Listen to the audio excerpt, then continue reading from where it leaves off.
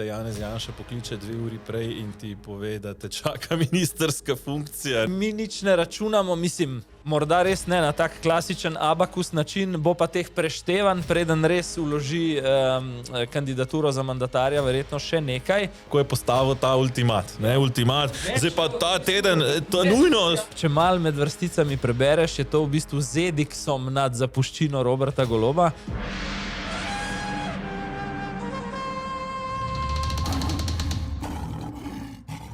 To je tedenski Safari, podcast, ki ga spremljajo levi in desni, levi in besni in seveda vsi tisti, ki jih zanima, kako se v zakulisju sestavlja 16. slovenska vlada. Z nami so tudi tisti, ki te dni brskajo po kadrovskih oglasih za nove zaposlitve v javnem sektorju tik pred menjavo oblasti. In seveda Dars, ki prešteva škodo po zadnjih prometnih nesrečah in zaskrbljeno pogleduje proti poletni turistični sezoni. Roko na srce, zanimamo tudi najboljšo ekipo v najlepšem mestu na svetu. In seveda našo današnjo slavljenko, Tino Gaber. Ne, Mirko, ampak kot rečeno, najprej sestavljanje slovenske vlade. Ta teden smo lahko videli izhodišča, Janez Janša pa pravi, da najtežji del še pride. Pogleva. Lahko rečem, da je bil to lažji del posla. Zdaj nas čaka usklajevanje konkretnih vsebin za koalicijsko pogodbo. Ugotovili smo, da ko gre za načela, smo dovolj kompatibilni, da lahko nadaljujemo pogajanje v drugo fazo. Običajno je to najbolj zahteven del.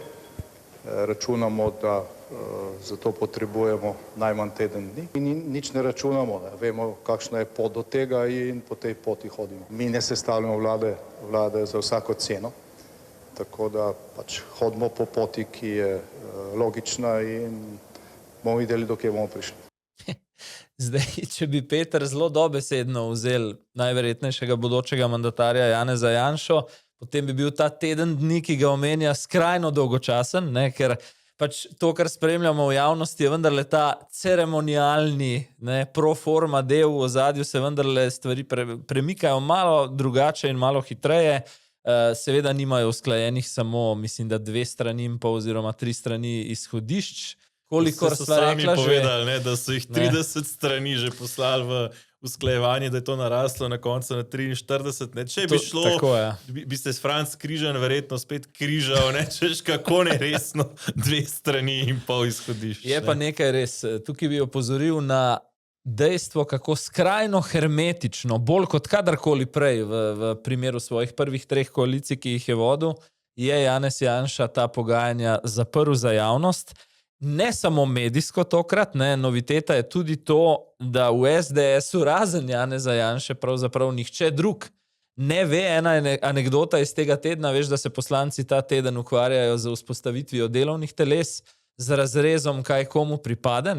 Vodja poslanske skupine Jelka Godec je ob tem želela od predsednika menda izvedeti, na koga lahko računa in kdo se bo morda od poslancev preselil med ministre, pa menda niti ona ni dobila tega odgovora in je pač povedal, naj še malo počaka. Ja, in naj dela s tem, kar pač ima. Tako da v parlamentu je zelo napeto, tudi sicer v SDS-u velja neko to načelo, da te Janez Janša pokliče 2 uri prej in ti pove, da te čaka ministerska funkcija. Tukaj je še en moment. Vendarle se mi zdi po tistem mandatu COVID, me zdaj kar nekaj let minilo, v kadri v stranki, to mi govorijo viri, so nekako lačni vladanja, sestradani vladanja, še bolj problematično je na drugi strani to, da okoli tako velike stranke, kot je SDS, vedno krožijo tudi posredniki, naprimer, če omenim Roka Snežiča kot nekoga, ki vemo iz prispevkov Tarče, da rad se sklicuje na imena ali pa na stranke, ko hodi okrog sklepati posle. Mislim, da je ta hermetično zapiranje teh pogajalskih procesov namenjeno tudi temu, da se ne bi še preden vlada sploh začne z delom, pojavili posredniki, ki operirajo in kadrujejo vnaprej. Tako da gledam na to tudi kot poskus discipliniranja lastnih vrst, nekih lastnih omrežij v ozadju.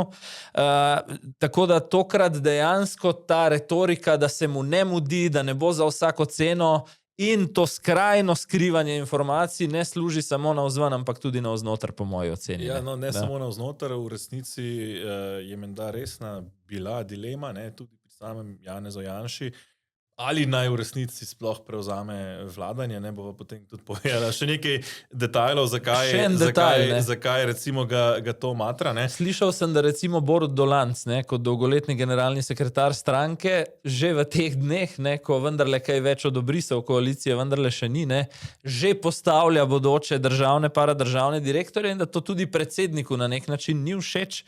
Tako da sem slišal, da je Borut Dolanc dobil za jesen, ko so lokalne volitve, tokrat nalogo naj se bolj ukvarja, veš kaj je to približno, če Janša reče, pomeni ukvarjaj se z lokalnimi odbori, ne? Se pravi pust za enkrat Ljubljano in drugo pri miru. Ne? Ja, zakaj Janša recimo torej ni tako zelo z obema rokama pograbil možnosti sestavljanja koalicije in dejansko v začetku menda celo razmišljal o tem, da sploh ne bi šel v sestavljanje koalicije, pa ga je morda potem res ta nerodnost ali pa izjemna nesposobnost ekipe okoli Roberta Goloba in po drugi strani proaktivnost tretjega stebra, ne, posebej tukaj Jerneja Vrtovca, ki je nekako priklenil na tretji steber demokrate in resnico, da ne bi še posebej priklenjen se mi zdi Logar v tej pozi. Ja.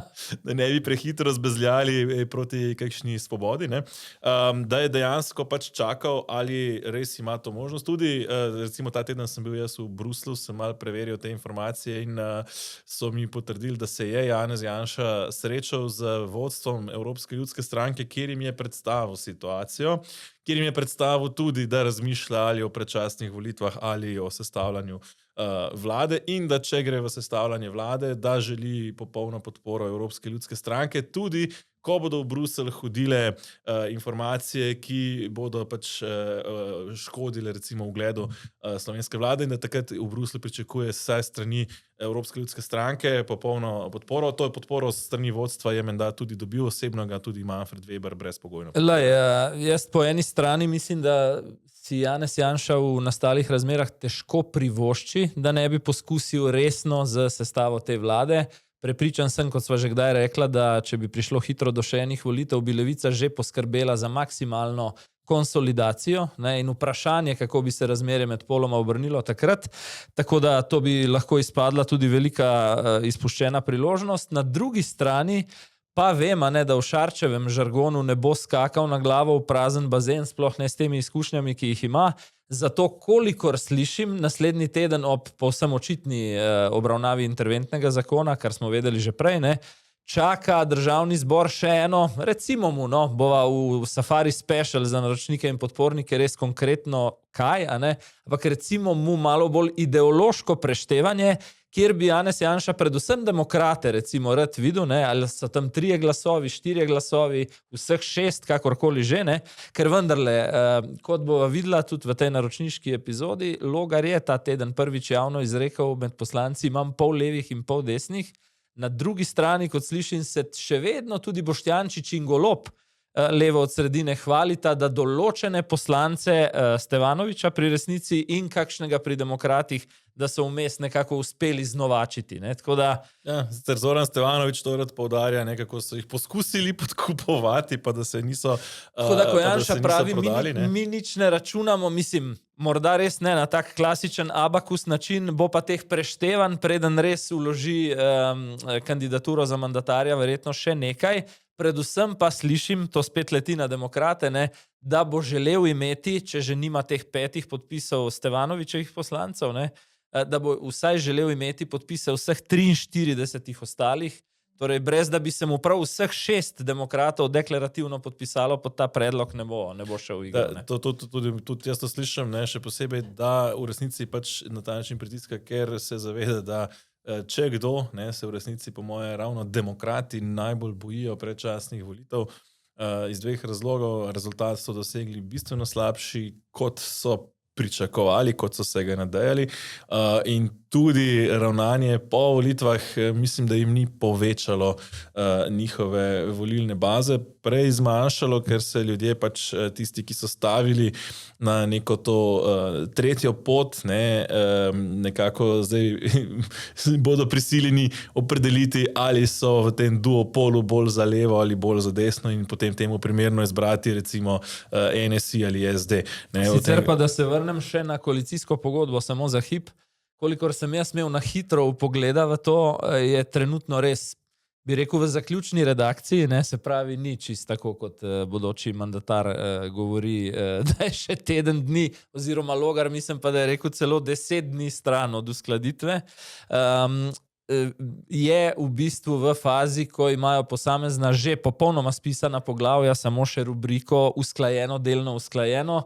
In kolikor sem videl tam pod rubriko delno usklajeno, ni blazno velikih razhajanj, razen za moj okus pri eni relativno pomembni stvari, kjer ne bi pričakoval konceptualnih razhajanj, in to med drugim tudi to poveva v Safari Special.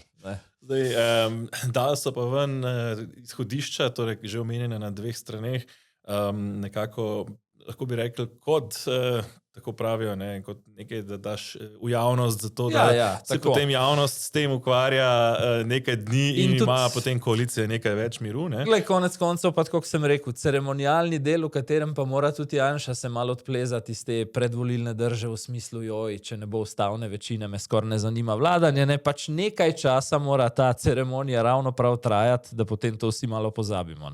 Zdaj, če pogledam mečkano v te izhodišča, ki so prišla, se pravi razvoj Slovenije, blaginja, boj proti korupciji, organiziranem kriminalu, decentralizacija in debirokratizacija. Skratka, že v prvi točki bi lahko rekel dela za cel mandat. Pa, če bi samo to naredili v celem mandatu, mislim, da lahko rečemo, Janez Janša je uspešno vodil 4 leta Slovenijo, če bi dosegel te točke. Da se iztočence, ki si jih nizal, slišijo tako dosti pavšalno, splošno, ampak če malo med vrsticami prebereš, je to v bistvu z ediksom nad zapuščino Roberta Goloba, zato sem jaz osebno tudi prepričan, čeprav sem v nekaterih preteklih epizodah govoril, da bi si želel malo bolj pragmatičnega in manj čustvenega vladanja, da bo mandat, ki se obeta, da je pred nami, kar precej ideološki, recimo, temu tako. Ja, kar je bilo meni zanimivo, in tukaj se vidi pa ta konceptualna razlika med eno in drugo vlado, torej, zdaj, malo sem združeval točke, tako da zdaj točno, katera točka po vrsti je to bila, ampak na mojem seznamu 4., se pravi nekje 5., 6., okolje, kjer si čim več posameznikov zgradi lasten dom. To je strašno zmotilo levo koalicijo, češ, da če si želiš zgraditi lasten dom, potem moraš že nekaj imeti, torej to bo koalicija za bogate. Se mi zdi, da pač, v resnici to, seveda ti moraš nekaj imeti, ampak v Sloveniji pač lahko ustvariš. Torej, če imaš vsaj malo želje, pa malo ambicije, lahko ustvariš in mislim, da to je tista razlika. Torej, ali si želimo Slovence, ki so proaktivni, ki bodo živeli v okolju, ki jim omogoča, da sami kaj ustvarijo in si potem zgradijo lasten dom, ali si želimo Slovence, ki pač vse, kar potrebujejo, je, da jim država zgradi tisto stanovanje, ki ga potem čakajo kolikokoli let že in se potem naselijo v državno stanovanje, na katerem pač potem počakajo do smrti. Sej definitivno bova še o interventnem zakonu v nadaljevanju bolj podrobno, ampak definicija bogataša po Alenki Bratušek, Luki Mescu in Robertu Golobu, to je meni res zanimivo. To smo, praktično vsi smo noter, oziroma oni si, po teh odzivih, se mi zdi, da si želijo neko to državo socialnih problemov. Pač državo, ki je zgrajena za neke reveže, ki pravzaprav ne vejo, kaj bi sami sabo, niso zmožni narediti ničesar sami in samo čakajo, kdaj jih bo mati država, pač se jih usmilila in jim nekaj dala. Če pod tale prvi košček najne razprave potegneva eno črto, bi lahko rekla, to sva se pogovarjala še v pripravi na epizodo, če koga zanima, kakšne so procentualno približno možnosti, da Janševa vlada bo proti temu, da je ne bo 85-15, se meni zdi ta hip nekako razumna stava. Veliko pa sva v tem kontekstu teh morebitnih še negotovosti omenjala demokrate, pa poglejmo en nastop iz politično pri Tanji Gobec, kjer je recimo temu desno-sredinski politik, precej deklariran iz preteklosti, ne, govoril o Anžetu Logarju tako kar precej na nož, govoriva o Mihi Brejcu. Ne. Gre pa za desno-sredinskega politika, ki se je z Janšo razšel že zelo dolgo nazaj. To pa res. Pa morda tudi z Gregorjem Virantom, kdo ve, tega ne vemo. Če nekdo reče črno in potem po volitvah belo ali povratno, čist diametralno sprotno, kako naj mu še verjamem naprej? Tudi predsednik vlade, bodoči predsednik vlade je govoril, da šibke vlade ne bo vodil. Ampak zarečen kruh velja za običajnega državljana. Za politika je pa kakšna druga beseda, recimo prevara. O Logarju smo že vse povedali, pravzaprav. Z njim se ne splača ukvarjati. On je pač obljubil nekaj, požaril besedo in tako naprej, okoli prinesel svoje volivce in to je njegov problem. Jaz pač tej stranki nisem verjel od prvega dne, ker pač Logarja poznam in Janšo tudi in vem, kako te stvari funkcionirajo. Jaz bi mogoče najprej stavek 2 okrog te prevare. Meni se ta retorika prevare zdi relativno odveč, bom utemeljil zakaj. Mi smo volitve pred kratkim imeli. Dober mesec je od volitev minil. Rezultat je tak, kot pač je. Je dejansko postavil oba bloka levega in desnega pred precejšnje izzive, kako zagotoviti kakršnokoli stabilno vladanje, ampak naloga politike po volitvah ni, da nas kar naprej potem vabi na 2., 3., 4. in 5. ljudsko preštevanje, ampak je, da iz tega rezultata, ki je 22. marca bil položen na mizo, neki proba narediti. In to v bistvu zdaj gledamo. Tako da glede prevare se pa neki drugega strinjam, bi parafraziral tole, da so demokrati stranka v izrazito težkem položaju. In to ne samo danes, ampak naprimer naslednja 4 leta, če bo ta mandat toliko trajal. Po eni strani je dejstvo, da za določen del ljudi, ki so jih volili, niso zagotovili te politične širine, o kateri je Logar govoril. In zdaj, kar je pa na nek način začaran krog ali pa spirala, da gre demokratom lahko samo še navzdol in slabše, morajo se odplezati s tem, da bojo, kolikor bo ta mandat trajal, nek korektiv Janezu Janši, oziroma, ker smo to že kdaj v preteklosti videli, novi Desus, nova državljanska lista, oziroma, če karikiram, izstopanje iz Janševe koalicije na vsake 2 dni. To nekako nas, po mojem, lahko čaka. Ja, zdaj, kar se tiče demokratov in prevare, kar pa je treba, demokrati so stavili na nek nov koncept, prodajali so ga, niso bili pri tem uspešni. Če bi pač dobili 20%, kot so se jih nadejali, zelo naivno moram reči, ampak kot so se jih nadejali, potem bi lahko dostavili to, kar so želeli, torej sestavili koalicijo, ker bi to pomenili tudi, da so toliko in toliko procentov pobrali Janši in Golobu, bi sestavili koalicijo brez njih 2, recimo z NSI-jem, verjetno morda celo SD-jem, mogoče bi to šlo. In takrat, pazi, iz te napačne premise, prvič, da bo Golob zmagal volitve, oni bojo imeli pa velik čank kos glasov, 20 naprimer mandatov, tudi so napačno sklepali, da bi jim takojšnje še ene volitve lahko to samo še povečale. Zdaj pa ravno obratno. Janša zmagal volitve, če grejo pa še enkrat, jih pa najbrž ni v parlamentu. Ja, zdaj na tej točki se morajo pač odločiti v bistvu, kaj narediti, oziroma kaj v tej situaciji narediti, zato ker v resnici pa neka politična kriza, ki bi jo prineslo, recimo, videli smo Izrael par let nazaj, videli smo Bolgarijo, recimo pred nedavnim, kako se je, mislim, da je 4-krat podala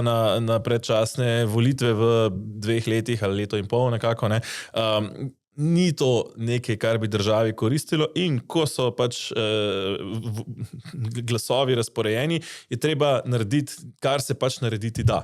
Torej, Logar v resnici ni imel izbire, ali z Janšo, ali z Golobom, ali v izginotje. Ker če bi recimo rekli, se bo držal vsega, kar je rekel, spet problem je, da sploh se pri nas ukvarjamo s tem, kako zelo s kom ne bomo šli in to, ampak če bi se vsega držal, bi mogel biti dejansko v opoziciji in noben ne bi mogel sestaviti vlade in ne bi imeli vlade. Poleg tega je v politiki splošno znano, da se vsi vsega držijo, kar rečejo. Tudi to, ker Robert Golob je tudi šel malo levo in malo desno, kot je obljubljal pred volitvami, in tako dalje. Povezovalno demokracija konča avtoritarizem, z vedno bolj avtoritarnimi procesi. Tako da tukaj pač Logarjeva drža po svoje logična, še posebej ob dejstvu, kako ne znam druge besede uporabljati kot šalabajzersko, se je pogajanja lotilo Gibanje Svoboda. Torej, demokrati, jaz verjamem, da so do neke mere iskreno, čeprav bolj zadržano, ker je jasno, da je razlika med njihovim programom in Gibanjem Svoboda, oziroma še posebej Levico, pač prevelika in da Gibanje Svoboda v resnici deluje na pogon Levice. Pač so nekoliko bolj zadržano šli v tista pogajanja, ampak verjamem, da so bila iskrena, če bi Gibanje Svoboda to profesionalno peljalo, pa smo videli, da so jim poskušali prevzeti stranko, ne? In v tem kontekstu lahko Logar reče samo, jog, brate, odpade, jaz sploh ne vem, kaj se še z Boštjančičem sploh dobiva v tem primeru, ne? Ampak, okej, ne. Jaz mislim, ne vem, če se boš strinjal z mano, ampak po mojem je za Logarja v bistvu, glede na to, kako so se volitve išle in potem konstelacija in računice po volitvah, vse je slaba izbira. Ne? Če bi zdaj na hitro, recimo, on povlekel med tem drugim ali potem v tretjem krogu potezo, gremo na še ene volitve, sem jaz skoraj prepričan, da mesta zanje na političnem parketu ni več.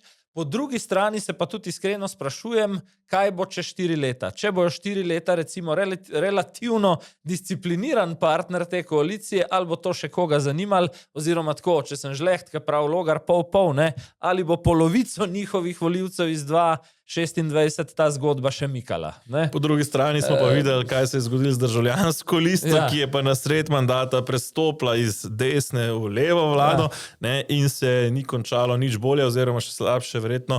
Ne, mislim, da so potem na naslednjih volitvah dobili odstotek ali še toliko. Ne, in tudi sam recimo Gregor Virant, ki je to listo vodil, pravi, poglejte, ne, to je bila največja napaka, da je šla državljanska lista v vlado Alenke Bratušek. Ne. Dejansko imajo neki soli tisti komentatorji, ki sem jih zadnje dni slišal že govoriti o tem, da bi Anže Logar v vsakem scenariju mogel imeti neko izhodno strategijo zase. Berem kolege, mislim, da na N1, sicer naj mi pa tisti, ki je to objavil, oprosti, če sem napačno citiral, da je podaljšal takoj po volitvah mirovanje delovnega mesta na zunanjem ministrstvu, nek status diplomata, v glavnem, to so neke varovalke, glede na to, da bo to, mislim, da celo prva vlada, če se ne motim, ki bo lahko imenovala evropskega komisarja, prva desna vlada, to sem mislil, ja. Mislim, zdržijo do... Bi pa morda mogel, tako kot je Stevanovič postavil zase visoko ceno, Anže Logar tukaj iskati svojo, recimo, preživetveno strategijo, bom pa še nekaj rekel, ne. Ključno vprašanje, ki se jaz bojim, da se bo šele pokazalo kot problem pri demokratih, oziroma se bojim, v bistvu sem skrajno indiferenten do tega, ampak je, ali oni tudi v pogajanjih o koalicijski pogodbi in o resorjih, torej kadrovsko in vsebinsko, sploh sledijo temu, kar so razlagali ljudem pred volitvami. Tudi o tem, kaj je v Safari Special. Ja, mislim, konkretno par stvari lahko se jih tukaj omenjava, ne, torej predvsem menda je eden težjih pogajalcev tukaj Tadej Ostrc, ne, ki zahteva zdravstveni resor ali pa njegovega poslanskega podpisa pod Janševo kandidaturo ne bo. Ne. To je ena stvar. Ne. Zdaj, medtem ko Franc Križan s tem, ko je postal podpredsednik državnega zbora, nekako ne dela več težav, ne, sta se našla še dva, oziroma eden že prej, ne, Robert Potnik, bil je v navezi z nekdanjim SD-jevim županom, ne, tukaj se mora popraviti, ne, torej Alan Bukovnik ni več SD-jev župan, ker ga je, mislim, da je SD izključil, če se ne motim celo, iz stranke, je pa vendarle torej v tej, bom rekel, ideološki predpostavki, ne, in Teja Košir, ki je nazadnje bila nekoč članica Socialnih demokratov, sicer kot je takrat povedala, neaktivna zares, ampak vendarle, ne. No in to je ta Logarjev pol, ne, 3 so levi, 3 so desni, ne. In v tem kontekstu pač se res, saj tako pravijo, nekako obnašajo kot nek novi Desus, ne, torej z izsiljevanjem in pogojevanjem raznih funkcij, pri čemer mi je pa posebej zanimivo, ja, da... Veš pa še neki druži Anžeta Logarja in Karla Reavca, ko omenjaš Desus, oba sta bila zunanja ministra, tako da neki ima neka tajna veza. In kar je posebej zanimivo je to, da recimo, ne, nekako ni videti nekega zanimanja, da bi se borili za resor notranjih zadev, ne, ki je njihov, bom rekel, ključni vsebinski resor, poleg recimo gospodarstva ali pa neki, za katerega se zelo prizadeva Anže Logar, pa tudi tam ni več čisto prepričan, če bi to res on imel, ampak kot rečeno več o tem v Safari Special. Velikokrat je rekel v kampanji pred volitvami Anže Logar skok, ne, ta nova služba za boj proti organiziranemu kriminalu in korupciji, in zdaj se bojim, ne, da je to bilo hop, še preden je res skočil. No, zdaj menda celo kakšen drug koalicijski partner bolj zagret kot demokrati za to isto stvar, ampak poglejva še malo nekoalicijskega koalicijskega Pogovorimo se o resnici. Pa najprej poglejmo kratek izsek. Resnica se je odločila, da bo pač v opoziciji. Glede na to, da so podprli zakon o vladi, smo tudi njim poslali ta izhodišča. Tisti del, kjer pač potrebujemo te glasove, računamo, da se bomo uskladili do zadostne stopnje. V stranki Resnica se morajo v tem tednu odločiti. Če so opozicija, potem morajo seveda igrati opozicijsko vlogo. Se pravi, 2 dni že spet lažejo o nas, kako bomo mi nadzirali javne finance, obveščevalno-varnostne službe in to ne drži. In ko bomo jutri na posvetu skupaj sedeli, če še do danes gospod Sajovic tega ne videl, se bo v to prepričal. In njihova hišica iz kart se zruši v sekundi. Ali bomo za naslednje obdobje v času manjšinske vlade zmogli jasno opredelitev, pogledati volivkam in volivcem obraz, kdo je v opoziciji, kdo je v poziciji in se temu ustrezno tudi obnašati. Poglejte, če ovca kriči, da je ptič, pa ne zna leteti, to nič ne pomeni. No, to je sigurno ena iz kariernega arzenala Boruta Sajovica, veva, da je veterinar po izobrazbi. Ampak glej, meni se zdi prva teza, ki jo bom glede Stevanovića in Resnice postavil, njim se najmanj gre od vseh, ki so zdaj v konstelaciji Janeza Janše na kakšne predčasne volitve.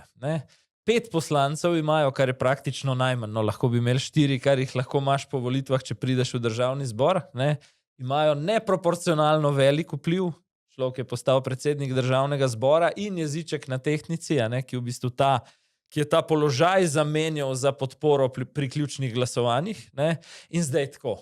Vsi kazalci, se pravi, si zasedel mesto, ki pripada v prejšnjem mandatu, je sicer vladajoči stranki, sicer pa največkrat drugi največji stranki koalicije. Potem rekel si, podprl bom mandatarja, glasoval bom za oblikovanje ministrske ekipe, verjetno sem še proračun spada, ki je z absolutno večino ga treba sprejeti. Po vseh politoloških kazalcih si ti koalicija. Tako da pač to je bullshit in to je nek spin glede opozicije. To je enak bullshit, kot je bil bullshit Luke Mesca leta 2018. Zdaj, če se ta aktualna koalicija, do nedavna koalicija, pritožuje čez Zorana Stevanovića, isti ljudje, torej Luka Mesec je bil v identični vlogi kot Zoran Stevanović, s to razliko, da ni bil pač predsednik parlamenta. Sicer pa je bil v vseh istih pogledih koalicije in nekako so našli isto salomonsko rešitev, torej takrat Levica ni bila v teh delovnih telesih, ki so v večini opozicije, torej KNOVS pa KNJF, za nadzor javnih financ in za nadzor obveščevalnih varnostnih služb in tudi tokrat Resnica ne bo v teh komisijah. To sem pa hotel reči, če bi recimo zdaj ta politološka koalicija, ki je formalno opozicija, govorimo o Resnici, res potem vzela zase še KNJF pa KNOVS, tam bi potem prišlo do točke prevare, ko bi lahko govorilo na tegu, da je dejanska opozicija v tem mandatu ostala brez nekih vzvodov, do tega ni prišlo, tako da mislim, da se lahko časomerilec Borut Sajovic glede tega mal umiri, tako zdaj, ker prav ta teden se vse treba odločiti.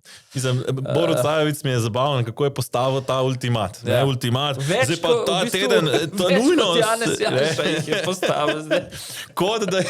Kot da je svoboda tista, ki o čemerkoli ta trenutek odloča, se pravi, kot da zdaj oni so tisti, aj bojo vzeli v koalicijo, a jih bodo vzeli v opozicijo, a jih ne bodo vzeli v opozicijo. Točno tako, še zato je treba imeti žegen, da si lahko v opoziciji. Tukaj je Sajovic res šel v nek hud blef, ki ga je potem Zoran Stevanović tudi lepo razkrinkal, tako da pač niso tukaj padali. Če gledava pa skozi prizmo volivcev, antisistemskih volivcev, recimo Zorana Stevanovića, je pa zdaj z oblikovanjem vlade, še s potrditvijo ministrov in tako naprej se bo ta v narekovajih umazani del posla za Stevanovića končal. In potem bo on v bistvu zagledal udobje okrog sebe. Ta kabinet, to novo generalno sekretarko, ki si jo je zdaj skadroval po 12 letih prejšnje, in potem bo on začel počasi stavljati svojo ceno. In to bova sprot še v kakšnem od teh ukrepov, ampak recimo RTV prispevek, zdaj bo referendum ali bo kar direktna ukinitev, kaj bo, obvezne naročnine, pa recimo ideja o izstopu iz Svetovne zdravstvene organizacije, kakšen izlet v Moskvo, od katerega bosta Kajzer pa Janša mogla nekam stran pogledati, pa iti, ne vem, na Vist, koliko je šel zdaj, ne na Lošin, oprostiti, koliko je šel Golob. Na Krk. Tako da take stvari, ne? In zato jaz pravim, da ob tem udobju seveda Zoran Stevanović ne bo tvegal, ne? Da se ljudstvo še enkrat prešteva, kaj bi si potem v novih razmerah lahko izpogajal. Ne? Moram pa reči, da se je Zoran Stevanović veliko naučil od svojega nekdanjega političnega botra Zmaga Jelinčiča, ne? Kako pravzaprav na eni strani narediti šov v parlamentu, na drugi strani pa vendarle, oziroma je celo morda tukaj nadgradil Jelinčiča ostati na nekim višjem kulturnem nivoju. Ne? Skratka, tukaj me zabava ta Stevanovićeva mirna drža, ne? Ko pravzaprav on lepo razno živčne Lene Grgurevič, Lenarte Žavbije in Nataše Sukič, ne, po šola, ampak tako, ne tisto živčno, histerično, kot Urška Klakočar Zupančič, ne, ampak tako kot nek tak skuliran učitelj športne vzgoje, ne, v tem smislu, ne, kot te pač pošle narediti 10 sklec, ampak zelo umirjeno. In še nekaj, kar mene fascinira, ne, obrtno v tem mesecu, dobrem mesecu po volitvah, če zdaj primerjaš etabliranega politika, bivšega zunanjega ministra Anžeta Logarja, ne, ali pa naturščika iz ceste, v bistvu iz Kranjskega mestnega sveta, avtoceste, obvoznice. Meni je, kakorkoli obrneš, tole izpade v bistvu boljši obrtnik. Ne.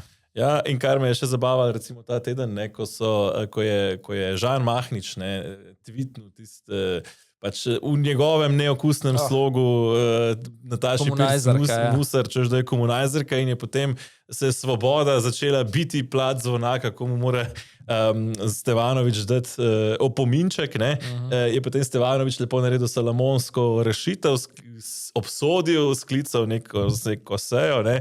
Hkrati so pa istočasno, ne, oziroma dan ali dva kasneje v Svobodi lansirali več podobnih teh izjav, tako da lahko Stevanović lepo reče, ja, sej Mahnič je poreden, ampak Lena je pa še bolj, ne, pa Lenart. Ker bova zdaj v nadaljevanju šla na interventni zakon, mislim, da ravno včeraj je Lenart Žavbi sklenil eno svoje zgražanje nad tem 5-minutno repliko na poslanca, ne, z besedami, evo, pa je nazaj janšizem, fašizem, ne, tako da ne, pol teh opominov bo očitno kar inflacija.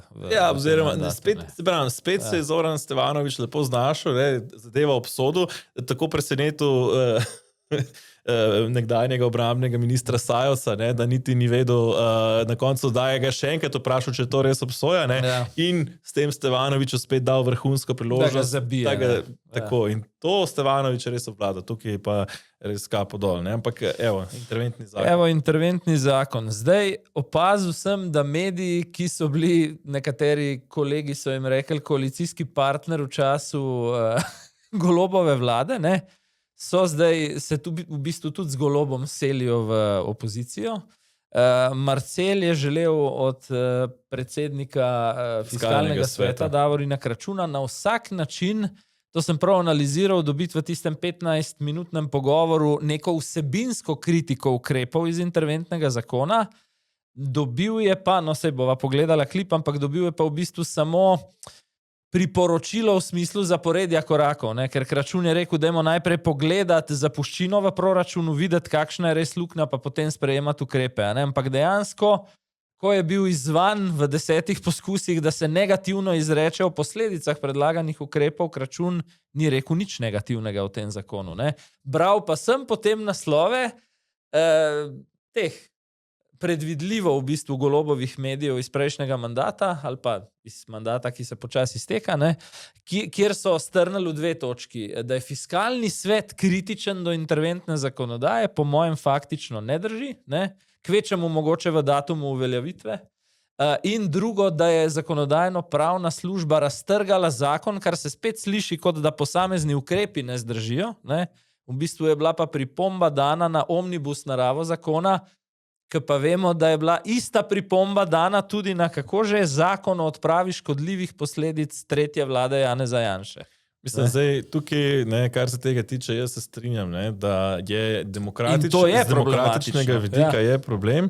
da ti združuješ več med sabo sorazmerno nepovezanih zakonov v en omnibus, zato ker potem kaj s tem tudi lepo dosežeš, ko se te dni veselo govori, kako bodo zakon dali na referendum. Seveda, ti daš lahko samo celoten zakon na referendum, ne delal in po referendumski zakonodaji ne moreš dati zakonov, ki se tičejo davkov na referendum. Torej, lepo pragmatično sestaviš omnibus zakon, daš noter nekaj davčnega in potem na ta način preprečiš, da bi ti opozicija to zadevo dala na referendum. Tukaj bom rekel, pač je to problematična demokratična praksa oziroma rahlo nedemokratična praksa, bi celo lahko rekla. Ampak kdo je mojster tega oziroma kdo je to pripeljal v demokratično prakso Slovenije, ravno Gibanja Svoboda in prejšnja vlada, in v tem kontekstu bi res opozoril, tudi aktualno vlado, da ko ti postaviš nek precedens, ko se vzpostavi nekaj kot normalno, potem v bistvu sistem dal prihodnji vladi orodje, da to še naprej še bolj veselo uporablja in ti nimaš več nobene legitimitete, da jih pri tem kritiziraš in to velja, bom rekel, tako za Janševe ukrepe, ki jih potem Svoboda veselo zlorablja in Svobodine ukrepe, ki jih zdaj Janša veselo zlorablja. Tukaj bi veljalo biti drugačen in glede na to, da so še sveže kritike ravno teh stvari, o katerih govoriš in tehnik Golobove vlade, ker pač sedanja oziroma bodoča koalicija še zelo pred kratkim nastopala iz opozicijskega stališča. Naj poskusijo biti tule drugačni in posnetek, ki ga bo pogledala v koncu, eno izvajanje Aleksandra Reberška, ki tudi malo preveč diši po Leni Grgurevič. Pogledaj, najprej Kračuna. V tem trenutku ni pogojev za znižanje davkov. Razen, če imamo naštudirane tudi kompenzacijske ukrepe. Če pa razmišljamo na srednji rok, potem pa seveda je treba upoštevati tudi to možnost. Pa hočete reči, da zniževanje davkov bi zdajle ogrozilo fiskalno arhitekturo Slovenije? Tako je. Če bo ta zakon sprejet tako, kot je mišljen, torej 1.7., pomeni velik problem za javne finance. Prva stvar, ki jo lahko naredimo, najmanj boleče, je to, da ustavimo naraščanje javne porabe. Kajti v zadnjem letu je javna poraba naraščala z visokim tempom. Predvsem kot posledica stroškov dela v javnem sektorju. In to je najmanj boleče pač ustaviti. Ja, mislim, tukaj se jaz lahko strinjam. Jaz bi podprl celo to razmišljanje Davorina Kračuna, se pravi, ti pogledaš, tudi Janša je govoril, zdaj v zadnjih tednih, da se skušajo čim bolj natančno seznaniti z razmerami v javni blagajni.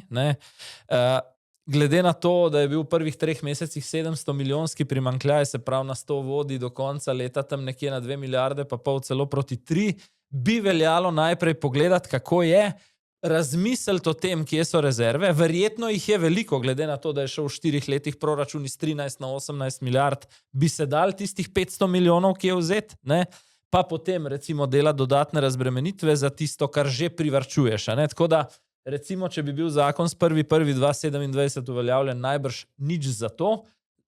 Signal z interventnim zakonom, kam želi, torej v davčno razbremenitev in poenostavitev nekaterih stvari, pa je koalicija tako in tako že dala.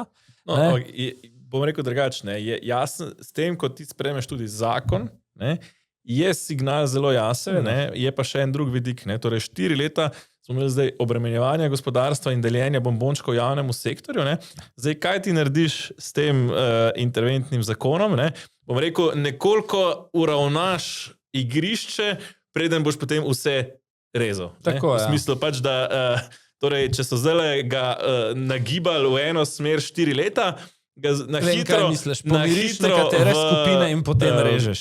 Oziroma na hitro vzpostaviš nekoliko bolj enakomerno stanje, potem pa greš, ko greš rezati, lahko rečeš v redu, greš na ekonomsko-socialni svet in rečeš v redu, bomo porezali zdaj enakomerno, malo sindikate, malo delodajalce. Vse pa strinjava, tako kot si rekel formalno za omnibus naravo, da ni najbolj fair, pa tudi ne najbolj demokratična, bi tule tudi lahko govorili in to zakonodajno-pravna služba govori o interventni naravi ukrepov, tudi to problematizira, bi se strinjal tukaj z bodočo opozicijo. Kar je interventno, ne, je zagotovo DDV na hrano pa na prispevki na davki na energente, ne, glede na razmere. Pa še eno stvar, ki jo bodoča opozicija ne vidi, in to je razpad zdravstva, ker gledaš te kolone od Borovnice zdaj v Cerknem, v Mariboru, množični odhodi zdravnikov. V Slovenj Gradcu so me pa opozorili obratno, da skušajo dobiti nove zdravnike, pa se nihče ne oglaša že kar nekaj časa, ne.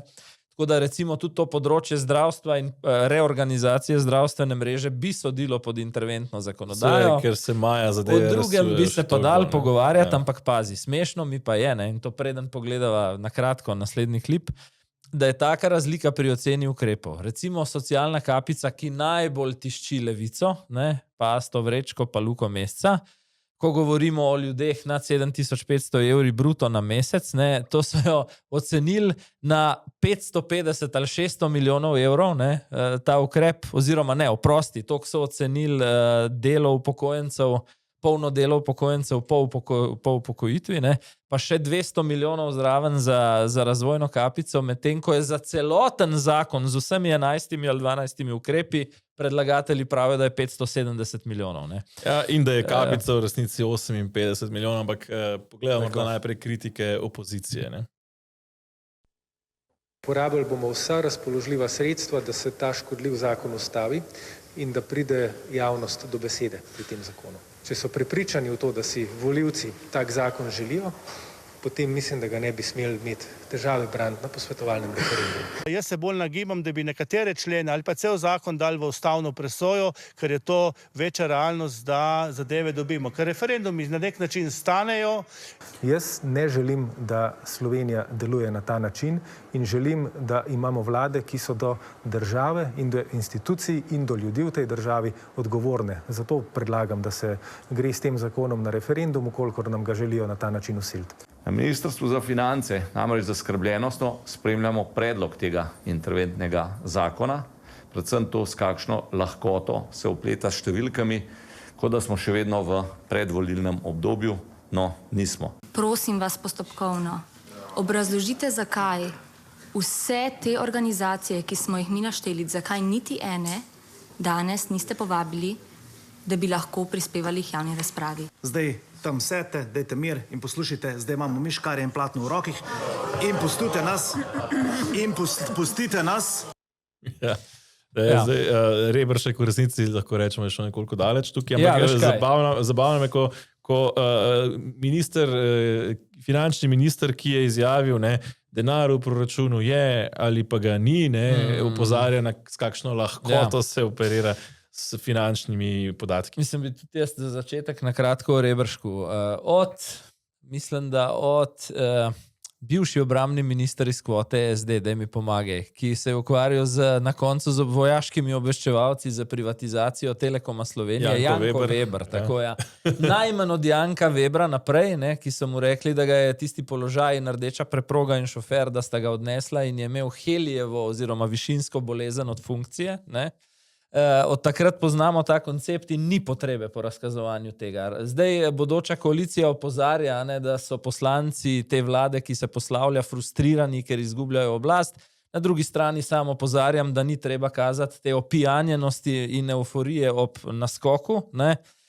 Tako da tole se mi zdi nepotrebno in preveč spominja na najslabše prakse Urške Klakočar Zupančič in Lene Grgurevič. Kljub temu bi pa se seveda dotaknil ostalih. Luka Mesec s tem referendumom je zelo slab poraženec volitev, ki so ravno kar nekaj tednov za nami. Luka Mesec je v takšnem šoku, da bi se še enkrat prešteval in potem ga je lepo Matjaž Han tam pri Urošu Slaku spomnil, da glede na to, da so volitve še vroče, ne, niti ohladil se še ni rezultat, bo tak referendum težko dobiti. In je na nek način v oklepaju bilo vprašanje, kaj Luka, greva še enkrat po poraz, ne, v Žerjavcu. Tako da navezal bi se potem ravno na Hana v opoziciji, če že v vladi ni šlo za božjo voljo. Naj se SD proba nekako diferencirati od svojih minulih koalicijskih partnerjev. Ta teden sem gledal pri nekem konkurenčnem podcastu Luko Gorška, ki ga tudi kdaj pa kdaj omenva, ki je podpredsednik stranke. v prvem oglašanju, ko je dobil besedo, je priznal napake, zaradi katerih so šli z 53 na 40 mandatov, pokazal tudi precej jasno s prstom na Svobodo in na Levico, kot na tiste, ki jih je sam velikokrat opozoril, da grejo v napačno smer, pa so bili spregledani. Potem je tudi v nadaljnem izvajanju priznal novi koaliciji legitimnost, številčno premoč in na nek način rekel, nekaj časa boste delali, ne, vas pustimo delati, da pokažete neke rezultate. In mislim, da je to tisti SD, ki je 2008, to sva tudi že rekla z Borutom Pahorjem, zagrabil sodelovanje za razvoj z Janšo in potem dobil volitve, ne. Če bojo šli pa recimo po na nek način lažji poti, ko se Meira Hot rada postavi za Asto vrečko in nikima na neki skupinski izjavi, bo pa pač to še naprej stranka za 5-6% za drugtine na levi. In bomo imeli v bistvu 3 levice v parlamentu, namesto da bi imeli neko diferencirano opozicijo, kjer bi, bom rekel, levica igrala pač tisti skrajni rob, ki pripada oziroma ki si ga je pač uzurpirala, ne. Socialni demokrati bi se pa postavili v vlogo resne alternative, zmerno levo-sredinske opcije, ne, ampak se bojim, da tega ta trenutek še niso zmožni. Potem sva tule še pri genialnem finančnem ministru v odhodu, Klemnu Boštjančiču, ki je po novem poslanec Svobode, mislim pravi lahkotno opletanje številkami. Je ali pa ni, je rekel, ne. Denar je ali pa ni, ko je šlo za božičnico in za zvišanje minimalne plače, pri čemer Luka Mesec pravi, da bi rad imel kako že državo, ki je odgovorna. Mislim, država, ki je odgovorna, ne pušča 3,2% BDP-ja primanjkljaja za sabo. Pa uvede božičnice, ki mislim, da je stala 600 milijonov, ali kako že, ne? Tako da, pa še enkrat pa opozarjam, mislim, da je med SDS-om, ki bo igral svojo predvidljivo igro, so nek generator, motor kulturnega boja in bojo tudi tukaj iskali podporo svoje baze naprej v tem mandatu in med Logarjem, ki bo skakal iz te vlade na vsake 2 minute, kot sem se pohecal, ne, naj NSI pazi na svojo lastno estetiko, bom temu rekel, ne, in naj ohrani recimo tisti imič iz covidne vlade, ko so vsaj, ne, če jih že kdo ni maral, so pa rekli, no tam je nekaj sposobnih operativcev. Ne. Ja, ne, tudi recimo pač do zdaj je bil, rekel se je tudi Reberšek zelo mogoče tisti malo bolj soočen, ampak še vedno dostojen, ne. Recimo Janez Cigler Kralj se je v 4 letih v poslanskih klopeh izgradil v zelo odločnega in retorično spretnejšega poslanca, kot je bil recimo še v času ministrovanja, ne. Tako da imajo nastavke, samo pač, ja, kot rečeno, ne le pazijo, ne. Pa še Emšo dela za njih, ker so vendarle mlajši od koga drugega na desni sredini. In tudi njihova volilna baza tak isto, ne. Ja. Zdaj, če smo že pri vladi, ne, in ki pazi pri finančnih stroških in opozarja na lahkotnost, ne, pri trošenju javnih financ, ne, zelo lahkotno te dni zaposlujejo, ne, po ministrstvih, ne, ta istih ministrstvih, ki jih je Klemen Boštjančič pozval k racionalizaciji, ne, in to z razpisi, ki imajo v najslabšem primeru celo samo 1 dan za prijavo, recimo nek drug 5 dni za prijavo in to za sekretarja ali kako že, ali strokovnega sodelavca na ministrstvu, ki že čez nekaj tednov ne bo obstajalo več. Res, ne samo dopusti od Goloba pa od Gabrove, pa evo ti še jaz povem, ker sem bil lih takrat v Dubrovniku slučajno, ne, minister Boštjančič, ki je šel na mesto Musarjeve in na mesto Goloba na tisti summit, ne, 3 morja, je bil ene 3-4 dni prej, preden se je summit zgodil že v Dubrovniku svojo novo ljubeznijo, tako da ob vsem tem, ne, jih ta, kako se temu že reče, selavi, ne, ta užitek, veselje nad življenjem in bon vivanstvo vodi tudi v to, da razbrzdano kadrujejo na resorjih, celo tistih, ki se ukinjajo. Mi smo včeraj popoldne prvi objavili razpis Ministrstva za solidarno prihodnost, sodelavec direktorata za stanovanja, tako zvanega, za seveda nedoločen, polni delovni čas, ne, in kar prvo pade klasika v oči, rok za prijavo. Javna objava oglasa 6.5., rok za prijavo 11.5. oziroma tako, da praktično povemo, razpis v sredo, prijava do ponedeljka, ne, vmes sobota in nedelja, to je 3 delovne dni v bistvu. In zdaj, če gledaš, da se narediš neumnega, ne, pa razmišljaš o tem kot o klasičnem zaposlitvenem oglasu, se pravi, preden ti pripraviš dokazila, mal refreshaš CV, ne? Preden pripraviš spremni tekst, je v bistvu ta rok za prijavo že mem. Tako da normalni ljudje, ki niso vnaprej izbrani in vnaprej obveščeni o tem... In vnaprej pripraviš CV. Tako da sploh ne morajo zraven. Jaz sem iskal malo metafore, na kaj me to spominja. To me spominja na vlak, ki odpelje s postaje, še preden bi kdorkoli od potnikov lahko prišel na postajo, ne? Ali pa druga stvar, prodaš hišo, v hiši že živi nova družina, ti pa še malo prideš pa na dvorišču pobetoniraš bazen, recimo. Ne? Neki tacga počnejo zdaj. Ja, ne, tako da to je to o lahkotnem upravljanju. No in to je tudi ta stranka, vemo, kdo je vodil Ministrstvo za solidarno prihodnost, ne, Levica, to je ta stranka brez afer, ki pač na ministrstvu, pazi, oni niso nasprotovali novemu zakonu o vladi, rekli so, naj si nova vlada naredi pač resorje po svoje, so izpustili tisto glasovanje, pritisnili kvorum, ne, ampak zdaj na ministrstvu, ki bo čez par tednov že del nekega drugega resorja, še pakirajo svoje kadre za nedoločen čas. Seveda, treba poskrbeti. Ne, tako da razumem Safari Special, kdor ga je odklenil, je to kakšen teden nazaj slišal od naju, za druge pa zdaj poveva. Ne. Nova vlada napoveduje revizijo 300 do 500 zadnjih zaposlitev te Golobove in mislim, da je to v bistvu imajo kar dober razlog, da to naredijo. Ja, zdaj vprašanje pa je pri slovenski delovni zakonodaji, koliko od teh kadrov sploh v javni upravi in ob seveda bučni podpori sindikatov bodo lahko prezaposlili oziroma odpustili. Ne. Zdaj bučno pa zna biti, oziroma bučno skoraj zagotovo bo, ne glede na to, kaj se zgodi, na javni radio televiziji, ne RTV Slovenija. Ja, zdaj, če smo pri javnem sektorju, kam češ drugam? Po scenariju kot v en dinozaver oziroma velik monstrum, konglomerat. Prej sem rekel, mediji se selijo iz koalicijskega partnerja skupaj z Golobom pa z Levico v opozicijo in to je najbolj očitno na RTV-ju. Če pa tega v dnevno informativnem programu morda še kdo ne vidi tako zelo jasno, ne si pa pogleda tole, kar sva odrezala iz Utripi ob sobotah, se pravi minula sobota, Špela Kožar, ki je sicer nekako dolgoletna sodelavka Marcela na Studiu City, je pripravila tokrat ta 15-minutni pregled tedna in... Komentatorsko oddajo, kot pravi. Dobivamo mandatarja, zaradi katerega nad nami visi črna kocka. Dobivamo mandatarja, ki bo morda dokončno sesul javne medije, kritične nevladne organizacije, KPK, FDV. Dobivamo državo, katera išče vzor obračunavanja z drugače mislečimi pri Trumpu.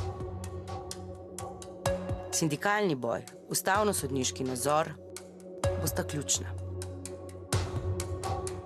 Skratka, ne samo, da niso začeli delati, tudi podpisali še niso koalicijske pogodbe, tudi razrez še ni do konca narejen, pa je že konc sveta, oziroma gre zadnji kader v black, kot da bo apokalipsa. Ampak prvič bi se dotaknil, spomnil se boš izdihljajev Golobovega mandata, bil je pa seveda najbolj občutljiv čas volilne kampanje, ko je vodstvo RTV zavoda reklo, da ekipa Tarče nima več njihovega zaupanja, zato ker so bili kritični do nekih ukrepov vlade v odhajanju oziroma v iztekajočem se mandatu in so govorili največ Ksenija Horvat je govorila o novinarskih standardih, ki morajo vedno biti številka 1.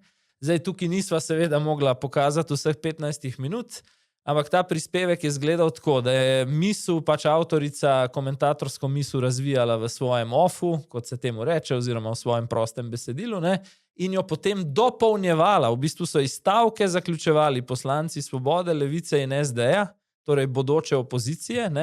Zdaj točno v kateri predal novinarskih standardov to spada, bi mogli res zelo dobro razmisliti, tako da jaz mislim, da pri tem formatu so bili kršeni vsi standardi. Še bolj mi je pa všeč, da je potem naš odgovorni urednik na portalu zanima.me vprašal umetno inteligenco, ko je predložil celoten transkript, kdo v slovenskem političnem prostoru zagovarja primerljiva stališča avtorici prispevka in ChatGPT je odgovoril Levica, SD in Svoboda, s tem, da je bila Špela Kožar bolj kritična in je pomisleke izrazila bolj izrazito, kot to počne opozicija v državnem zboru. Zdaj, kar se tiče Radio Televizije Slovenija, se to spremljamo že nekaj časa. Robert Golob je celo sam to pred časom napovedal, pa ne bom zdaj vlekel tistega starega posnetka, ampak zdi se mi, da karkoli, še preden karkoli naredi, pravzaprav je vlada že sprejeta na nož. In v tem kontekstu pravzaprav Janezu Janši ne preostane drugega, kot da gre z atomsko bombo, ker v vsakem primeru, spravi, ali bo šel s skalpelčkom popravljati kakšne stvari na RTV Slovenija, ali se loti z macolo, ali se loti z atomsko bombo, odziv v javnosti, torej odziv sindikatov, odziv nikogaršnjih hlapcev, bo identičen. Se pravi, tukaj pravzaprav ni nobenega razloga, zakaj, oziroma oni ne dajejo bodoči vladi nobenega razloga, zakaj bi se tega lotili filigransko, kot bi si recimo morda kdo želel, ker je odziv pač na atomsko bombo enak. Se pravi, če se filigransko lotijo, je odziv enak, kot bi atomsko bombo vrgli, se pravi, zakaj ne bi pol vrgli rajši. Vse glede tega se s tabo v načelu strinjam, da je to res, in tudi sirene, jaz sem tako gledal recimo na ta utrip, sem gledal kot na sireno, ki vabi SDS v frontalni obračun, ali pa tudi potem Lena Grgurevič, ki je to razdelila po družabnih omrežjih, ta isti utrip sobotni. To so sirene, ki novo vlado vabijo, da se zaleti, kot si rekel, ali pa da odvrže atomsko bombo, pa vendarle, jaz bom tukaj malo drugače od tebe pogledal, bi bilo fino zaradi izvedbene učinkovitosti, kdaj uporabiti kombinacijo skalpela in kakšnega močnejšega orožja. Kaj točno mislim? Če greva na načela, danes ima ta hiša okrog 2000 sodelavcev, ker sem bil v komercialnih medijih, vem, da najuspešnejši med njimi Pop TV dolga leta krmari z nekje rahlo nad 500, se pravi od 500 do 700 pa se zoptimizirajo, recimo, da je 600 njihovo povprečje, bojo vsi rekli, sej, kle so neke zakonske naloge, manjšinski program, kulturni, prav, pa imejte pol 1200 sodelavcev, ampak ne 2000. Tako da kaj hočem reči, kje je tista moja kombinacija, recimo fine tehnike pa večjih udarcev. Mi imamo tam upravni odbor, mi imamo tam svet in finančni odbor, se pravi, imamo že orodje, ako se da upravo zavezati z merljivimi rezultati. Naj se pač upravo imenuje z mandatom, da spravi število zaposlenih iz 2000 na 1500, naj se jo, tudi te direktorje posameznih programov ali pa šefe uredništev tudi potem veže z nekimi konkretnimi pričakovanji glede povprečne dnevne gledanosti in naj se, kot se to počne v zasebnem sektorju, glede na izpolnitev ali neizpolnitev teh ciljev, potem ustrezno kadrovsko menja. Zdaj, da bomo pa samo rekli, ukinimo financiranje, pa smo rešili vse, v resnici to še ne reši ničesar. Ja, je pa zdaj ravno to financiranje pravzaprav ta prva točka, ker se strinjam, bom rekel s tabo v tem kontekstu, jaz hočem reči, z vidika odziva, SDS pravzaprav nima skoraj da druge opcije, kot da gre za atomsko bombo. Zakaj? Ker pravzaprav, če želi karkoli doseči, bo odziv pač enak. Tukaj pravzaprav to bolj kritika na RTV kot na SDS, pa jaz absolutno strinjam. Tudi na nje. A veš, politika ti bo rekla celo ta desno-sredinska, ko bo govorila o, koliko bi zmanjšala število zaposlenih na RTV-ju, bodo iz neke vljudnosti rekli recimo 25%. Jaz osebno, pa res dobro poznam televizijo, pa produkcijske standarde, pa tako, sem pa recimo prepričan, da je 50% rezerve v številu zaposlenih. Ampak okej. Se pravim, bi pa jaz osebno to raje peljal preko organov, ki so že vzpostavljeni, kot da bi se šel te tvegane igre, ki preveč spominjajo na tisto igro z STA-jem. Se pravi, ampak to je pač pa to igra, ki, to pa moramo reči, ki se jo bo ta vlada deloma šla tudi zaradi svojega opozicijskega partnerja, če se spet pohecamo. In tukaj pravzaprav lahko celo prepustijo to igro Zoranu Stevanoviču in reče, pač Zoran je dal dober predlog, ampak ne se on s tem ukvarja. Zdaj gre pa predvsem za vprašanje financiranja, torej ukinitve RTV prispevka, ker eden od načinov, kako se, bom rekel, na kolena spravi RTV Slovenija, je to, da ukineš RTV prispevek in potem pač ali ga narediš prostovoljnega, kot so neke ideje, pri čemer je jasno, da velik del slovenskega prebivalstva tega ne bo plačeval, ali pa potem zadevo financiraš iz državnega proračuna, kjer pa imaš potem vlada bistveno večji vpliv na to, da lahko določi, koliko milijonov je ali pa ga ni. Sam še to bi hotel reči. Niti ne slišal. Videl sem na družbenih omrežjih, predvsem na X-u, kar nekaj potem komentarjev zasluženo. Mislim, se ta stvar s Špelo Kožar je razburla in je bila po mojem prepričanju tudi namenjena temu, da razburi. To je bila provokacija vržena kot bombica iz RTV-ja, pa vendarle. Potem sem pa bral te komentarje, sej bi bilo s to Kožarjevo pa z njenim utripom vse v redu, če bi ta ista RTV objavljala še druge enako pristranske avtorje, sam iz druge ideološke smeri. Mislim, s tem se pa jaz oprosti ne morem strinjati, to mi je celo slaboumen argument. Zakaj? Ker jaz si pa kot nek, recimo temu intelektualno širok gledalec, pa obveščeno o zadnjih ne želim gledati najprej Špeline umobolnice, pa potem naslednji teden kontra umobolnico, ampak bi sem pa tja rad videl še kaj normalnega. Tako da hočem reči, mediji smo, vsaj naj bi bili, se skušamo približevati temu, mislim, da nam na zanima me kar dobro uspeva nastavljati ogledalo vsem, predvsem pa tudi sem in tja malo povedati, kam bi bilo treba iti. Smo klele, dajmo probati prideti sem, recimo. To jaz vidim kot nalogo medijev. Še ko je, zdaj tukaj gre za to pluralnost, vprašanje te pluralnosti, ki je ključna, ampak v smislu, ti moraš imeti, bom rekel, visok novinarski standard, po katerem delaš, torej profesionalno, potem pa z neko ustrezno raznolikostjo novinarjev. To se strinja. Kar sem jaz hotel reči, nočem, da če se že v parlamentu prepirata Lena Grgurevič in Žan Mahnič, imamo potem Žana še na RTV-ju, pa Leno tudi na RTV-ju. Tako, v smislu nujno je, da imaš ti visok standard, potem pa imaš v uredništvu, posebej, ker gre za nacionalno televizijo, ki jo vsi plačujemo, mnenjsko raznolike novinarje. Torej, da po profesionalnih standardih ampak seveda potem, ker ne nazadnje je tudi neka mnenjska opredelitev vsakega novinarja vpliva nekoliko na njegov način izbire gostov, na njegov način postavljanja vprašanj, na izbire besed in tako dalje. Se pravi, tukaj je nek manevrski prostor, ki ga nekdo, ki razmišlja bolj levo, uporabi nekoliko drugače kot nekdo, ki razmišlja bolj desno, še vedno v okviru profesionalnih novinarskih standardov, pri čemer je šla Špela Kožar zelo daleč ven iz tega ograje, če rečem, novinarskih standardov.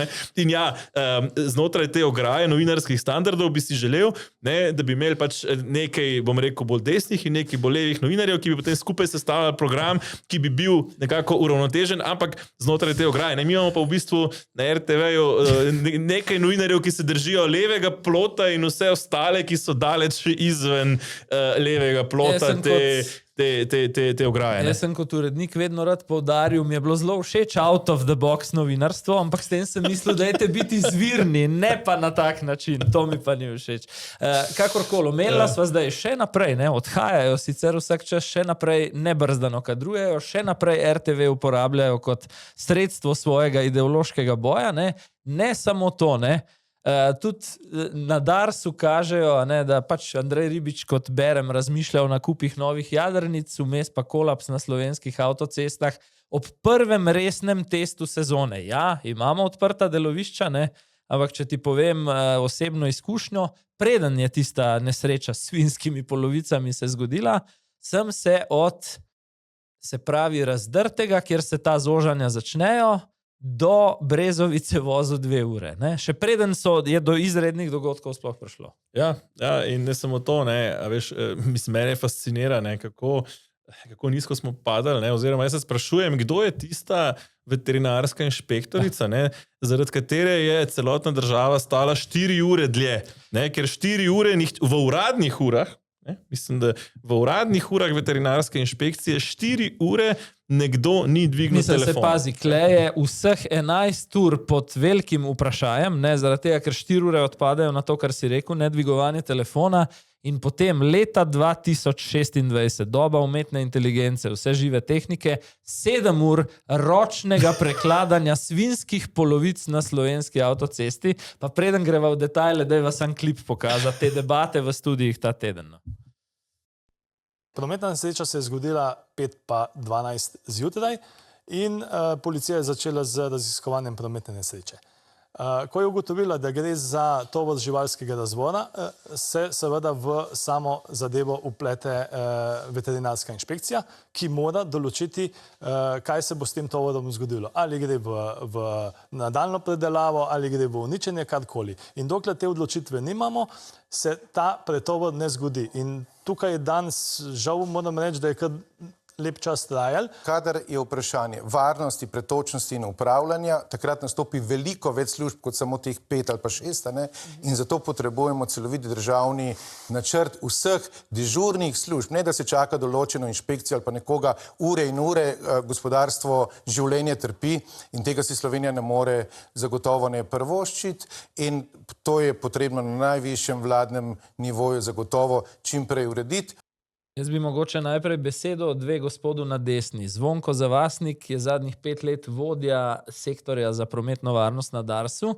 Malo CV-ju, da dobimo vtis, kdo se recimo s praktičnimi problemi ukvarja. Več kot 20 let je bil uradnik najprej prometnega ministrstva, pa se to vse neki preimenoval skozi leta, pa je bil zdaj dolga leta na infrastrukturnem ministrstvu, na direktoratu za ceste. Vedno torej v službi za ceste. Še prej, čisto na začetku kariere v 90-ih, pa tudi prometna varnost na generalni policijski upravi. Pravijo mi, in to mislim, da je najbolj opiše, ne, komu so zaupani praktični problemi slovenskih avtocest, da je to dolgoletni pisec uredb, na katere se zdaj, ko pride v studio, sam sklicuje. Torej, da če je pa vozni pas oblikovan v skladu z uredbo, ki jo je on 15 let nazaj napisal, potem je pa vse v redu. Ne? In kaj ti hočem reči? Če imamo birokrate, ki rešujejo praktične probleme, potem to zgleda na tak način, da najprej 4 ure smo pripravljeni čakati, ker jaz bom rekel tako, seveda je problem uprave za varno hrano, konkretne inšpektorice in tudi njenega šefa, zakaj se nihče ni oglasil na telefon. Ne? Pa ravno to, ki je po mojem 7-urno čakanje, pa pol pretovarjanje, problem tega, ki čaka. Ne? Zaradi tega, ker slišal sem ta teden neke neuradne ocene, ta tovor, ki je bil tam, te svinjske polovice, mi gre na smeh, to je vreden tovor par 10 000 evrov. In naprimer zdaj ti zaradi 50 000 evrov vrednega tovora, ne, zaustaviš v nedeljo celoten, ker se potem še na Dolenjsko avtocesto ta zamašek selil in tako naprej, celoten promet po državi. Ja, po mojem, za 50 000 ni vredno par milijonov evrov tisti dan postaviti. Ponedeljek, oprosti, ne, celo prvi dan po praznikih. In hočem ti reči, bolje bi bilo, to je seveda karikatura, namenoma pretiravam, vršt 2 ročni granati v ta prtljažnik, ki se je prevrnil kot to čakati. Resnično tako mislim, a ne? Tako da ne samo, da bi tukaj vrh uprave za varno hrano in pač šef inšpektorata mogla tako iti. Če bi mi živeli v normalni državi in z normalno strukturo upravljanja, bi tudi Alenka Bratušek pozvala Andreja Ribiča k odstopu, pa čeprav je že itak mandat njegov pri koncu, ampak vseeno simbolično. Tako pa lahko rečeva spet v metafori, da imamo v tej državi pač vladavino svinjskih polovic, pa čeprav je Andrej Ribič ljubitelj jadrnic in morske hrane. Ja, ne, in to na drugi strani pomeni, ne, to prinese ta hiperregulacija, ne, ko imamo, kot rečeno, same uredbe, ne, za vse stvari, kjer se vse treba sklicevati po uredbah, nihče pa nima operativne avtonomije, niti ni kompetenten ali pa niti si ne upa biti kompetenten, da bi v neki situaciji pač odločil in rekel, v redu, zdaj bomo naredili to, da odpremo avtocesto, ne, in pač ne bomo čakali 4 ure, da se nam končno naposled nekdo oglasi na veterinarski inšpekciji. Ne. Tukaj pač to ti naredi, to se ti zgodi v državi, ki je pač hiperregulirana in pretirano obvladovana z uredbami in zakonodajo. Sprašval sem mal v krogih bodoče koalicije, ki prihaja, ne, če imajo kakšno idejo, kdo se bo po Andreju Ribiču recimo ukvarjal z Darsom. Ne. Dobil sem pa odgovor zelo resigniran v smislu ne vidimo junaka, vsaj ne še, ki bi šel čistiti približno 50 ljudi, ki so zaposleni iz kvote Svobode, to je v bistvu uspeh. Andreju Ribiču je za učinkovitost kadrovanja treba edino čestitati v tem mandatu, in iz elektrokrogov, se pravi, privlekuje polovico strankarskih ljudi, drugo polovico novih zaposlitev Elektro Ljubljana, Geni in podobno, ne. Zraven, mislim pa, da se navežem na tist, kar sem rekel, ne, če bi uničili tistega tovora za 50 000 evrov, pa tudi, če bi Dars mogel založiti potem temu pač mesarju, prevozniku, komorkoli, je to 0 proti finančnim rabotam, ki si jih je Dars pod njim privoščil. In stroškom, ki jih je cela država imela zaradi zaprte avtoceste 11 ur. Tako da se pravim, tudi ta Dars, slišim vedno več ljudi, pazi, ljudem so podaljšali celo kot predvolilni bombonček vinjeto za te, tudi nama, vinjeto za 4 mesece. Ampak kljub temu slišim ljudi, ki pravijo, da ko jim to 4-mesečno podaljšanje poteče, protestno, tudi če bo pol kakšna kazen prišla po pošti, ne želijo kupiti nove vinjete. Ker pazi, nek premik v tej državi, od tega, da je vinjeta samo še eden od davkov, do tega, da je to plačilo za optimizirano storitev, po mojem tudi moramo počasi narediti. Drži, in ko smo že pri davkih in optimiziranih storitvah, županske volitve. 10%, ne.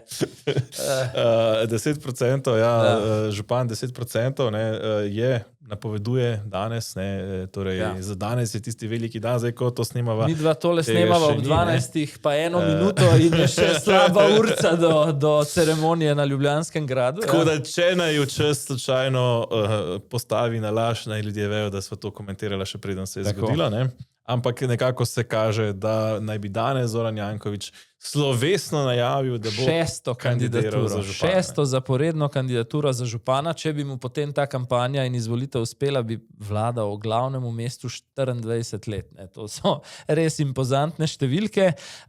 Rekel bi pa tako, pogledala bova klip kmalu, se mi pa zdi, da je župan Janković relativno šibak v tem trenutku, bova potem natančneje vse razložila, zakaj. In da drugi krog, ki ga napovedujeta Aleš Primc pa Jasmin Feratović, ki sta prva nekako potrdila, da bosta kandidirala, je nek minimum, ki ga pravzaprav v nastalih razmerah morajo proti kandidati na teh lokalnih volitvah novembra doseči.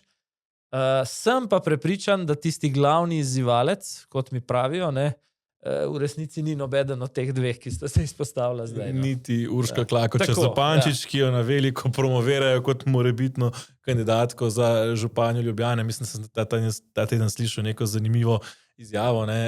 Nisi izvoljen v okraju Ljubljana center in razmišljaš, da bi šel za župana. V Levici se pa govori, da bojo kandidirali ali Asto Vrečko ali Luko Mesca, če poveva drugače, tistega, ki se je bolj naveličal zadnja 4 leta tam parlamenta. Oziroma tega, ki mu je manj, da bi sedel ob Leni Grgurevič. No, ampak se, če ne bo izvoljen za župana, nič ne pomaga. Poglejva, In to je moje življenje. V principu jaz si kaj drugega ne znam predstavljati. Opažam eno serijo nepravilnosti pri upravljanju tega mesta, eno serijo napačnih odločitev. V 20 letih je zadosti Jankovićevega terorja, korupcije, vemo, 10% smo slišali, Nima nič proti opoziciji, ki se tu nahaja, To je njihova pravica, v principu mora biti proti, če je kandidiral. Imam pa proti, da strašijo ljudi z neresnicami. Je dejansko nezadovoljstvo zdaj v tem trenutku tako veliko, da bi lahko dosegli tudi drugi krog županskih volitev. Najprej biti drugi, se pravi priti v drugi krog, potem pa v drugem krogu je pa vse mogoče. V drugem krogu vse mogoče, Ja. Zdaj, par stvari, Pravzaprav kanal C0 je velik problem za Jankovića. Pravno sodišče je zdaj se razkrilo konec marca, razveljavilo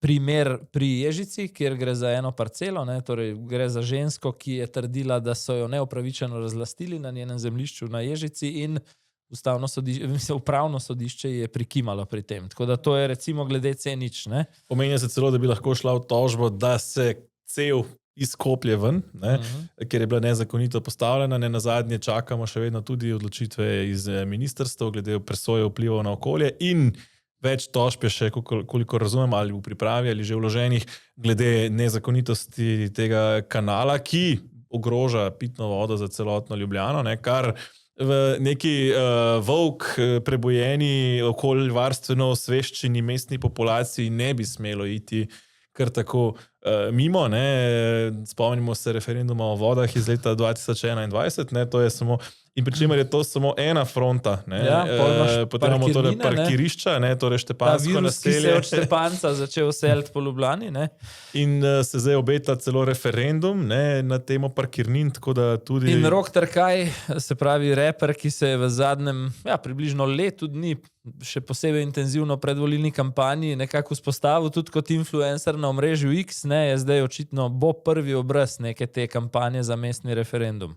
In tukaj po mojem ne kaže prav pretirano dobro Jankoviću, da bi ta svoj koncept uspel obraniti pred Ljubljančani. Ja, če pa zgubi ta referendum, potem pa, ali pa tudi če ga dobi zelo malo večino, to nakaže, da pa je v resnici Zoran Janković ta trenutek ranljiv. Ne pozabi še nečesa, kakorkoli se je zdelo, da je šlo seveda v pogojih Golobove vladavine, to relativno mirno mimo tiste tarče, ki je objavila prisluhe, o zaposlovanju v Gmajnicah, o flašah ruma, ki letijo med upravno enoto in o provizijah in tako naprej. To je tudi znotraj trde levice, recimo iz stara levica, sprožilo neko oceno, da jim Zoran Janković tudi na državnem parketu, ko gre potem za večje igre, kot so državnozborske volitve in tako naprej, škodi, da jim je začela njegova korupcija pretirano škoditi pri teh največjih vložkih. Tako da je omajana njegova pozicija ta hip, kar najbolj, kar je do zdaj bila. Morda se lahko zgodi, da ga ljubljanski volivci celo po nekem čudežu jeseni odpokličajo in ga pošljajo, potem mu omogočijo, da se lahko brez soglasja KPK prestavi leta 2027 na Expo v Beograd. Zdaj, tu se omenjata še dva faktorja, ki bi lahko Jankovića poslala na Expo v Beograd, in sicer ti si pisal o ambicijah Preroda oziroma Vladimirja Prebiliča, niso še povedali s kom, ne bi nastopili na teh ljubljanskih volitvah. So pa rekli, da se pogovarjajo z nekom, ki ni sicer zelo vidno izpostavljen, tako da jaz prav zelo veliko stavo ne bi iskreno... Tisti big game fishing, na katerega nekaj časa že nakazujem, je pa omenja se Antona Ropa. Antona Ropa, nekdanjega predsednika vlade, sicer zelo kratek čas, tudi enega od nekdanjih predsednikov velike LDS, potem, ko se je poslovil Janez Drnovšek. Slišim, da ga je nekako obkrožila ekipa znancev, kolegov, političnih sopotnikov iz časov LDS-a in kasneje Zaresa, da obstaja tudi neka resnejša volja na strani kapitala, ki bi podprl bolj energično to njegovo kampanjo, če bi šel rokavico vreč Zoranu Jankoviću. In glej, če gledaš genezo njunega odnosa, spomnil se boš tistega posnetka, ko je Janković padel kot šef Mercatorja, ko je ravno Anton Rop rekel, sem te nastavil, in je bilo konec vladavine Zorana Jankovića takrat v Mercatorju, in potem igre, ki pa ni tako stara, in to je potegovanje Antona Ropa za guvernerja, kjer pa je ravno, slišim, pod vplivom Zorana Jankovića potem Robert Golob odigral izrazito proti Antonu Ropu. Torej, mislim, da tudi te trenja, zaradi katerih bi Rop znotraj levega pola lahko postal najresnejši izzivalec, so vsa v bistvu odkljukana. Ja, in v tem kontekstu lahko rečeva samo še, da če ljudi zanima več, lahko spremljajo portal zanima.me že eno leto. Tako je, ja. Te dni smo proslavili, natančneje 4. maja, točno je portal zanima.me praznoval eno leto. Mene moram reči, da ker se poleg vsebinsko ukvarjam ves čas še malo s to stržensko poslovno platjo našega posla, veseli me dvoje, več stvari, več kot dvoje. Veseli me prvič, da smo sledili svojemu poslanstvu, in to je ta mnenjska širina, mnenjska odprtost, torej nismo nek medij zatohlega mehurčka, pa katerega koli že. Drugo, kar me res izrazito veseli, je realiziran doseg tako najnega podcast platforme kot portala v enem letu, midva sicer malo več. Bom postregel, mogoče tukaj s par številkami, 3,22 milijonov ogledov strani, torej spletnega portala zanima.me, 734 tisoč edinstvenih obiskovalcev, več kot polovica od teh neposrednih, kar pomeni, da se tudi kot znamka že uveljavljamo. In pa Safari si je ogledalo 320, se pravi, Safari ste gledalci gledali 320 tisoč ur. Ja, res lepe številke. In tretje, kar me veseli, je poslovanje. Izbrali smo težjo pot. Za nami ni nobenega mecena, ki nam celoten letni budžet položi na mizo pa reče, zdaj pa trošte, ampak smo dejansko šli po 5, pa po 10, pa po 15% našega budžeta na nešteto vrat, ne, in treba jih je 5-krat več, na 5-krat več vrat je treba potrkati, kot potem se dejansko dogovoriš, ne, ampak ravno to počnemo zato, da lažje sledimo svoji misiji odprtosti, da torej nimamo tega velikega gospodarja, kot naprimer neki mediji, ne, ki imajo morda 3-krat večji budžet ta hip, pa ko pogledaš, koliko od tega je od prodaje, torej od oglasov, je nič, ne, ker jih nekdo zaliva na zalogo z denarjem, kar pa tudi pomeni, da jih jutri lahko neha zalivati z denarjem. Ne? Ja, ravno zato se nam zdi ključno, da naš medij živi pravzaprav ne samo od teh manjših, ki jih omenjaš, ne, katerim trkaš na vrata, ampak predvsem tudi od naših gledalcev in bralcev. V veliki meri, vedno večji meri. In zato pravzaprav apel, ne, tistim, ki o tem še razmišljate, torej nismo projekt, ki bi šel, projekt za 1 leto, ne, v katerega ne bi bilo smiselno investirati, tako da tista naročnina za 1 kavo na mesec, ne 60 € oziroma 59 na leto. Najlepša hvala vsem naročnikom, podpornikom, donatorjem, ki se jima bova še naprej vsako soboto zjutraj poklonila tudi s čim bolj izčrpnim pa zakulisnim Safari Special. Pa še eno stvar bi tukaj eno alinejo omenil in to je širitev vpliva. Veseli me, da nekateri, ki so se delali z tega našega nemehurčkarskega pristopa še kakšno leto nazaj, lahko rečemo norca, ne, jim je v vmesnem času postalo do te mere nerodno nad našo nepristranskostjo, da so še sami malo obrnili smer. Pa naj se prepozna sam, komur je namenjeno. Tako da zdaj, za tiste, ki pa se nas odločijo podpreti, ne, vsaj z osnovno naročnino, lahko pa tudi s kakšno višjo, torej jutri Safari Special, ne, nova zakulisja, nov teden, sestavljanje. Je pa še ena, ne, si pozabil, ne. Še nekdo praznuje ravno na petek, ko to snemava in vse najboljše, Tina Gaber Golob, ne. Tako, na dolga leta s svojim možem, ne. Jaz bom rekel tako, glede na neke informacije zadnjih dni, bi želel konsolidacijo njenega poslovno-partnerskega odnosa z Robertom Golobom in morda, glede na to, kar slišim, tudi malo bolj zdrav življenjski slog. Tako, pa naj voščilo doseže prava ušesa. Zdaj pa res samo še vabilo, torej se vidimo torej najprej jutri v soboto na epizodi Safari Special. Ne, se pravi, za vse naročnike in podpornike na portalu zanima.me. Ja. Zdaj ste že vajeni, ne, ker se seveda sestavljanje koalicije ni stvar, ki gre z danes na jutri. Še en deep dive vas čaka tudi to soboto zjutraj. Gremo v zakulisje tega, kar se trenutno dogaja za zaprtimi, res tokrat res hermetično zaprtimi vrati pogajanj.